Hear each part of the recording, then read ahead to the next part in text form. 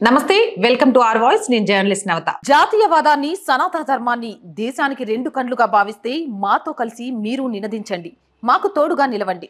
కింద కనిపిస్తున్న account details కి, ఫోన్ పేకి, గూగుల్ పేకి ఆర్థికంగా చేయూతనందిస్తూ మాకు అండగా నిలవండి. ఆర్థికంగా మీ చేయూత మాకెంతో అవసరం. బంగ్లాదేశ్ లోపల ఇస్లామిక్ మతోన్మాద తీవ్రవాద సంస్థలు హింసాకాండను సృష్టిస్తూ ఉన్నాయి. జమైతే ఇస్లామీ దాని విద్యార్థి విభాగంతో పాటు రాడికల్ ఇస్లామిక్ మతోన్మాద సంస్థలు అక్కడటువంటి ప్రజాస్వామ్య ప్రభుత్వాన్ని కుప్పగొల్చి ముఖ్యంగా హిందువులను, ఇతర మైనార్టీలను లక్ష్యంగా చేసుకుని యథేచ్ఛగా హత్యలకు, ఇండ్ల దహనానికి, దేవాలయాల విధ్వంసానికి, మహిళలపైన అకృత్యాలు, అత్యాచారాలకు పాల్పడడం జరుగుతూ ఉంది. సైన్యం చేతిలోకి తాత్కాలికమైనటువంటి ప్రభుత్వం వచ్చిన తర్వాత గడిచిన 24 గంటల లోపల ఈ దాడుల తీవ్రత ఇంకా పెరిగినట్టు అక్కడి నుంచి వస్తున్నటువంటి సమాచారం బట్టి తెలుస్తూ ఉంది.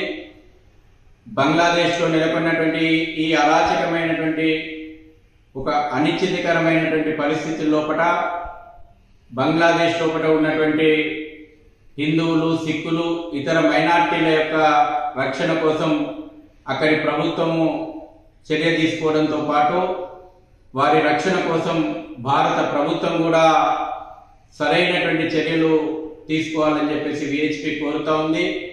ఈ విపత్కరమైనటువంటి పరిస్థితుల లోపల యావత్ భారత ప్రజలు బంగ్లాదేశ్లో ఉన్నటువంటి హిందువుల పక్షాన, ఇతర మైనార్టీ వర్గాల పక్షాన, బంగ్లాదేశ్ ప్రజల యొక్క మానవ హక్కుల పరిరక్షణ పక్షాన, బంగ్లాదేశ్ లోపల తిరిగి ప్రజాస్వామ్య ప్రభుత్వం నెలకొనాలనేటువంటి కోరిక పక్షాన భారత ప్రజానీకము నిలుస్తుందని తెలియజేస్తా ఉన్నాము.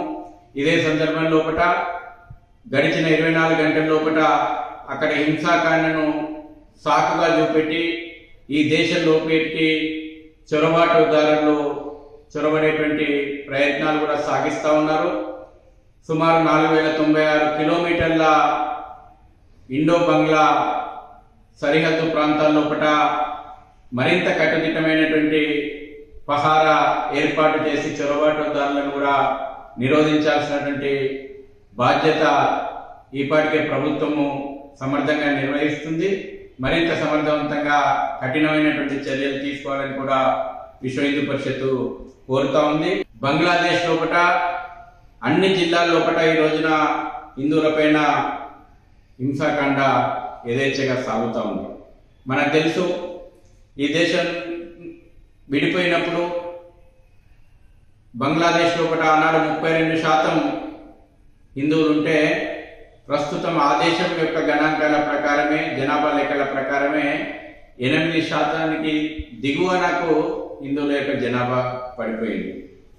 ఒక లక్ష్యంగా, ఒక టార్గెట్గా ఇవాళ హిందువులని లక్ష్యంగా తీసుకొని హిందువులను హత్య చేయడము, హిందువులను గాయపరచడము, హిందువుల యొక్క ఆస్తులను బలవంతంగా లాక్కోవడము, హిందువుల యొక్క ఇళ్లను దగ్ధం చేయడము, ప్రార్థనా మందిరాలను ధ్వంసం చేయడము, అమ్మాయిలను అత్యాచారాలకు గురి చేసి హత్య చేయడము ప్రతిరోజు కూడా బంగ్లాదేశ్లో ఇది అక్కడటువంటి మైనార్టీలు అయినటువంటి హిందువులు, సిక్కులు ఎదుర్కొంటున్నటువంటి నరకం. తెలుసు, 1905 లోపల బెంగాల్ విభజన పేరు మీద జరిగినటువంటి అల్లర్లలో కూడా లక్షలాది మంది హిందువులు ఆ రోజున ఊచకోతలకు గురైంది. తర్వాత ఖిలాఫత్ ఉద్యమం సమయంలో కూడా బెంగాల్ ప్రాంతం లోపల హిందువులను లక్ష్యంగా చేసుకుని దాడులు జరిగినాయి.